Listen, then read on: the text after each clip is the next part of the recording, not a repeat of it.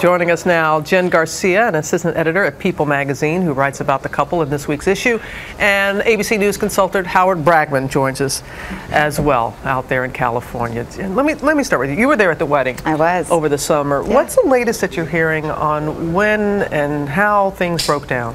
You know, things really started to break down when, shortly after they got married, when they moved to New York. They moved into a really interesting situation where she was living with Kris and her sister Courtney, her boyfriend, their son. It certainly wasn't an ideal newlywed living situation. But it was so quick. I mean, yes, it's not an ideal situation, but they were traveling. It wasn't like they were there all the time. Were there any other issues? Well, I think the general thing here is that they rushed into it. So Kim got really caught up in this fairy tale life.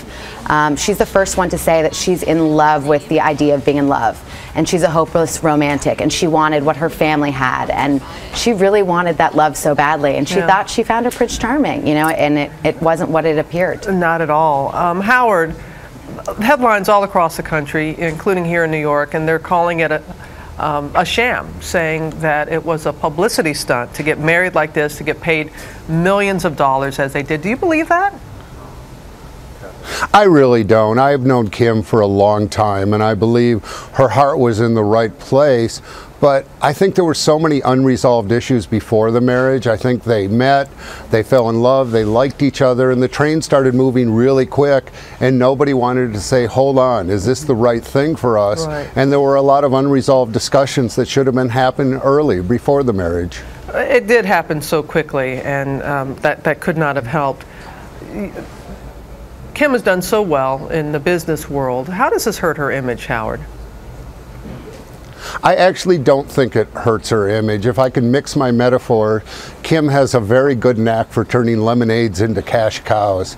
You know, when your reality star, drama is what fuels the reality brand, and love, divorces, and now just imagine Kim dating. It's going to be extraordinary, and this is going to put her on the cover of every magazine. We're all talking about it, and you can bet her ratings are going to go up.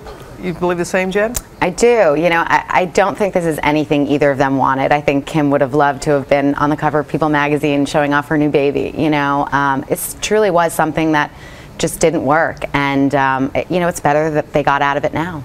Right. No kids, and it was so fast, 10 weeks like that. And it's not going to be messy, is it, Howard? Because there was a prenup, correct? No, it shouldn't be messy at all. They're both wealthy people in their own right. There was a prenup. They have good attorneys, and I think they'll get over it. But that doesn't mean that they don't have feelings and that there's not a lot of emotion involved. And even though Kim's a savvy businesswoman, I think she wanted to fall in love and be married the rest of her life. And I know there's a sadness that will play out for her, and I'm sure Kris is very hurt and angry and sad right now too. Yeah, and we do have to keep that in mind because a lot of people are having fun at their expense. But Kris, finding out through the media? Jen? Well, you know, I will tell you, sources told us that they had discussed it. So they had discussed a filing, and Kris definitely was the one who wanted to stick it out, and he thought they were just going through some bumps in the road and they'd work it out and marriage was forever. You know, Kim definitely gave it a shot. She wanted to work it out as well, but once she realized... Gave it a shot. Gave it a shot. 10 weeks. I mean, when you say that and people say 10 weeks, is that giving it a shot? Right. You know, I mean, I'll hand it to her. She knew rather quickly, and once she knew, she didn't want to drag it out any longer than it had to be. So, you know, she filed, and I think he was caught a little off guard on the timing of the filing, but they had certainly discussed it. And a final word from you, Howard. If you're advising Kim Kardashian, what do you say to her? I would say go on with your life, and it's going to be really hard for her to find a guy who's going to believe that love is sincere, but I think she wants that, and I think she has to put her reality career aside and focus on her personal life if she really wants to be fulfilled and happy, and I think she's entitled to that. Well, it is a close-knit family, and I know they're closing ranks right now and giving her the love and support that she needs, the Kardashians. Howard, thank you, Jen. Thank you very much.